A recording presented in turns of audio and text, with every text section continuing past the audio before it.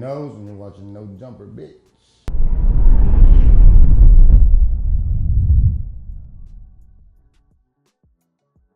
I'm from the suburbs of Los Angeles, a little place called the Valley, Santa Clarita Valley, Valencia, Santa Clarita, all that shit. A little place called Canyon Country. You dig. And the suburbs of LA is real interesting because like we close enough to LA to like fuck around and like go to Hollywood in like 20, 30 minutes and shit. But far enough to where like we ain't really get caught up in like the normal street shit if you were growing up in South Central, right? But like that being said, had a lot of little bad kids selling drugs, taking pills in high school. So, you know, that type of shit is like the only shit you got to do out there in the suburbs. I only got one fight in high school. No, I mean, I was a pretty good kid, you know what I'm saying? Until, I was pretty good. First one when I was like 14, 15 is pretty normal, I feel. No, I've been handcuffed a few times though. Never been arrested. My dad was like in and out of prison, so like, I used to go visit him, and I hated doing that. I like seeing my dad, but I hated the whole process, because if you ever visit somebody in prison, woo, that shit takes all day, and it's just annoying to like go through all that shit. But long story short, never wanted to get arrested. Love my mom too much for doing that type of shit. Honestly, I don't know exactly what it was, but he was like selling dope, you know, towards the like end of his life and shit. So like, look, he was in prison, and then the day he got out, passed away. Shit was crazy. Rest in peace to my dad. His name's Louie too. Cool dude though. I learned a lot from him. How to like just be myself. I see a lot of like my personality based off his. I got an older brother too and a little brother. Shout out Luke, shout out Nick. I mean like I grew up without him like after, I don't know, like he first like started getting arrested when I was like 12 or 13 and then going in and out of prison. So that's I guess when I started getting rocky with him and my mom. You know, normal shit. And he passed away when I was 18. So I mean yes and no. You know what I'm saying? Even though even today though, I'd be like, it'll be cool like if I hit my dad up, ask him like some questions that I got like about bitches or like work or like just certain things, because he was like a real street dude who'd be like talking some real shit, so get a different perspective on it. But I think I came out great. Yeah, it's from this gang called 18th Street. We called him Soldier Boy. No relation to Soldier Boy. The whole thing is, crazy thing is, when Soldier Boy started coming out was when he started going to jail, so I never even had like a conversation to be like, yo, there's this new rapper, think about this, there's this new rapper named Soldier Boy. He has your name. I still wanted to have that conversation with him. I've been introduced to like gang life just cause like my dad was an OG. So all of his friends was OGs, all of his friends that were still alive at that point. So like I just got into it quick, but like anyone who knows like a real OG, they're gonna tell you one thing about gangbanging, you're gonna end up dead or in jail. So that was like the thing he always repeat. Even my mom would say the same shit cause she grew up around the same shit.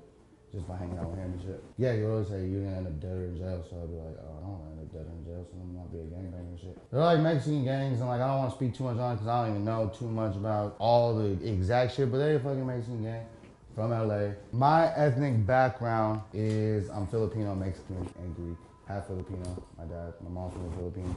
My dad's from LA, he was Mexican and Greek. They had me, and here I am, talking to No Jumper. So like, my dad was like, he would be into like punk rock and like reggae music. So look, after he was like gangbanging, right, like in his mid-20s, he moved to Hawaii, right? Got into like this like reggae shit, just trying to get away from the city. You know what I'm saying? So he was like really into like punk rock and just like shit like that, like Social Distortion and like Pennywise and like even Offspring at the time and shit. My cousin moved into my house when I was like 6 years old. I remember when Tupac died.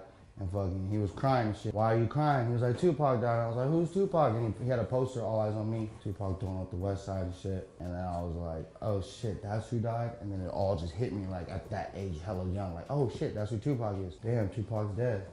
Damn, that sucks. But that's when I first started getting into hip hop. So I was like blogging for this company called Black Diamonds. And back like when YouTube was just like first starting out, when you could first like monetize like shit on YouTube and like, when like, you know, pages first started getting developed, you know, they were like a music video company, so that's kind of like how I learned how to shoot. And I just left at some point in like 2015, I had a camera.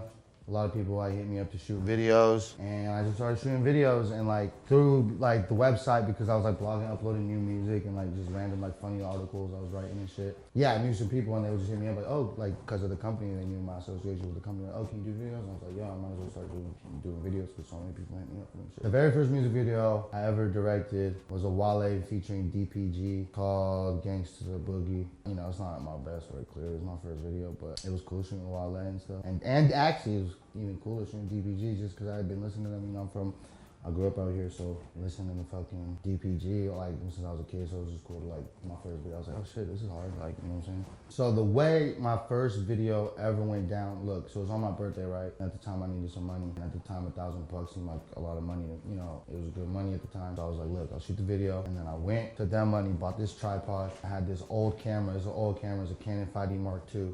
If you know anything about cameras, it's an old one. Had a stabilizer that I didn't really know how to use. And like my boy was just helping me. Shout out Nate. He was helping me. Nate Steve's, that's my boy.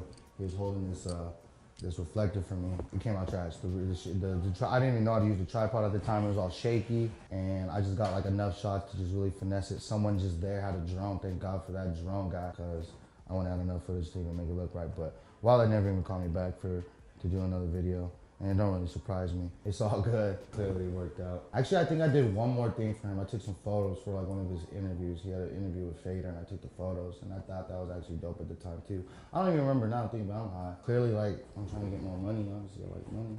This designer bags are cheap, you know what I'm saying? But I like, you know, it just depends on the circumstances. You know, I love music. I love rap, so that just, the budget doesn't always dictate my shit. You know what I'm saying? I work with all budgets depending on who it is. But you know, I'll be shooting those budgets in the 5 figures, 6 figures. You know, we're going crazy. We got some crazy shit coming out.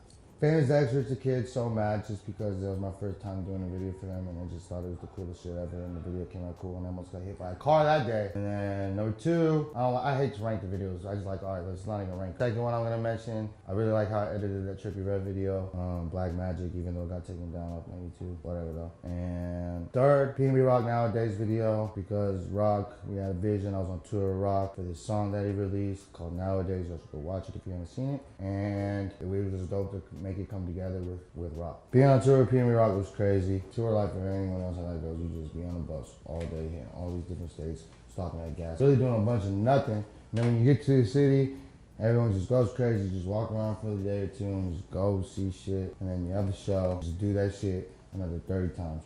So that's how tour was like, but that shit was fun as fuck. I really like Quentin Tarantino films, so I really like watching Tarantino films. Probably movie directors. I think he is GOAT type of status.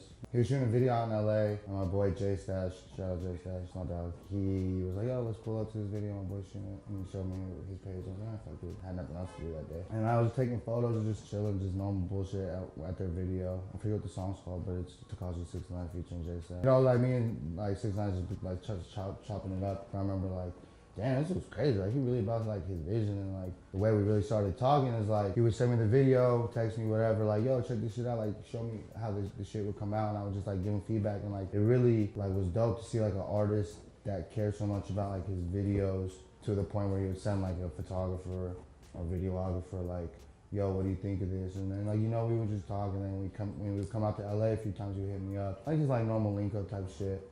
And then really like, around the time he shot the Pose video, he hit me up to shoot the Dexter video, but it didn't work out. Yeah, like when I first started following 6ix9ine, he had like 8,000 followers, and like they were all just like Slovakian, like dedicated ass like Euro fans. Like, that was crazy.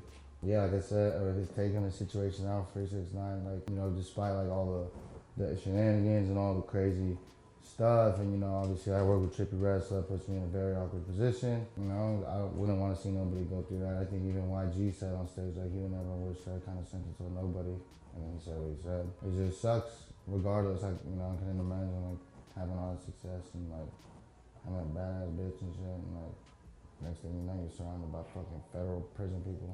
Fuck all that. So yeah, for 6ix9ine. Kid Boo FaceTimed me one day, and he was with Trippie. He was just like, yo, Tripp wants to shoot a video, and I was like, all right, bet, yeah, I'm with that.